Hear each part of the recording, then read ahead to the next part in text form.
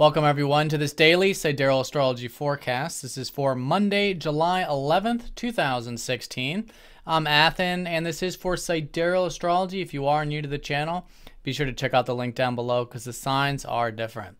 All right, so I hope you guys had an excellent weekend. Let's go ahead and take a look here at what we've got this Monday coming into this week. We've got the moon in Virgo, which is all about this analytical type of energy, perfection. Virgo is all about finding the perfection in life. And so this can be with ourselves.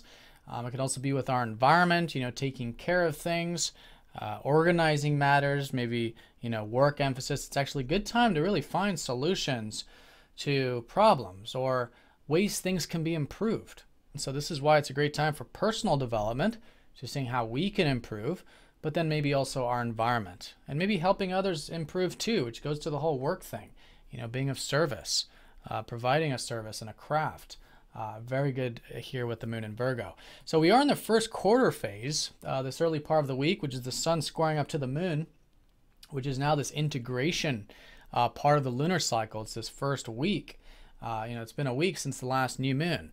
And so those new beginnings, which has to do with Gemini, which is about this inquisitiveness, learning. It's still an excellent time for doing things like reading and writing, maybe exchanging ideas, that kind of stuff. Still a lot of energy to be gained through all of that. Here in the first quarter, it's about integrating these two seemingly different energies of life. If you think about it, Virgo, Earth, very improvement oriented.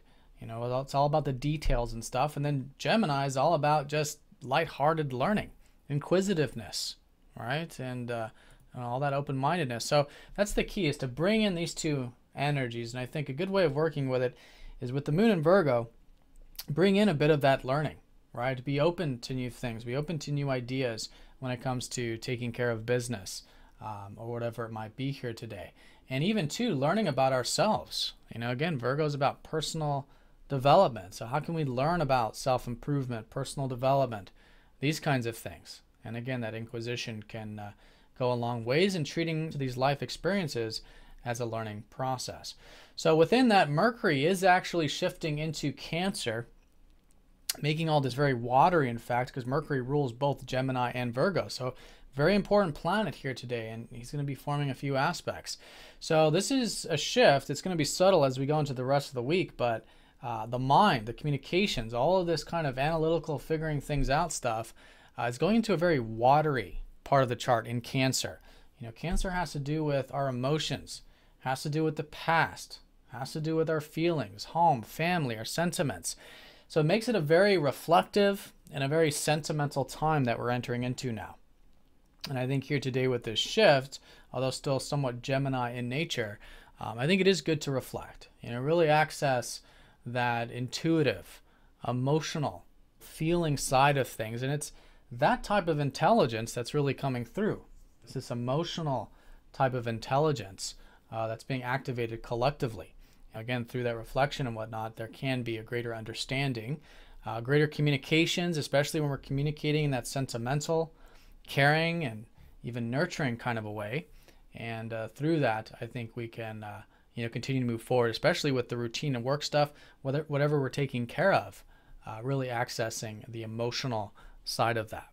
All right, so that's going to be Mercury in terms of placement. But with this Mercury is actually forming very major aspects here today. Mercury's going to be squaring up to Uranus, and he's still trining up to Mars and Chiron. So he's going to be in this grand trine with Mars and Chiron, which has been this healing. But the most important, I think, to talk about is this Mercury squaring up to Uranus, where we might feel a bit of this, perhaps it manifests a little bit differently. Sometimes it's a bit of nervousness. For someone else, it might be a bit of busyness. We might feel like there's a lot coming at us. And then maybe some of us might have unexpected news or unexpected information come into our lives here today. So the key with this, with Uranus in a square like this, is it's all about flexibility. All right, it's all about this adaptivity, right? As things change, because Uranus is a very changing energy. Again, it could be like the news or the things coming at us or whatever. It's about being flexible. And one thing I like to think about with this is the analogy of the bamboo and the oak tree. The oak tree, although very strong and very rooted, when high winds come, it's the oak tree that can be uprooted. it can knock over, or it can even break. But the bamboo, on the other hand, with its roots still very deep, is very flexible and very adaptive and can move with the winds of change. And so I think today is a great day for being like the bamboo, being adaptive, being flexible, seeing where things go. It might be unexpected with Uranus, and wherever it goes, kind of going with that, being open to that change, being open to going with the flow in many ways. And that's been Uranus in Pisces over the past 7 years, really showing us the importance of this, going with the flow, to detach, to accept things, and really to be present. With all this, changing kind of energy, presence helps center us. And it's through that I think we can gain a lot of freedom with that, because we might be feeling like breaking free, maybe doing something different or whatever, but presence and acceptance can certainly help with that. So that's going to be the challenging aspect. But like I said, Grand Trine with Mercury, Mars, and Chiron. So Mars and Chiron, who are going to be trining each other later on in the week exact, there's a bit of this confidence coming into this week, which is good.